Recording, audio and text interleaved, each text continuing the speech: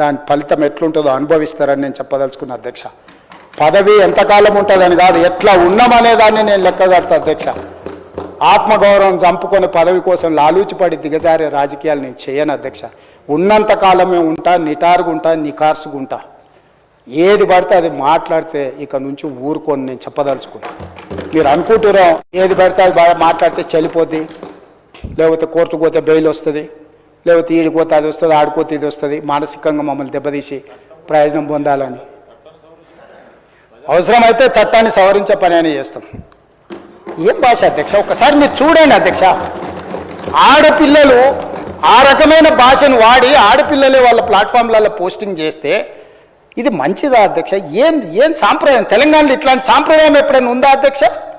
తెలంగాణ ఉద్యమ సందర్భంలో కూడా అంత పెద్ద ఎత్తున భావోద్వేగాలు ఉన్నప్పుడు కూడా ఇలాంటి భాషా ప్రయోగం జరగలేదు అధ్యక్ష.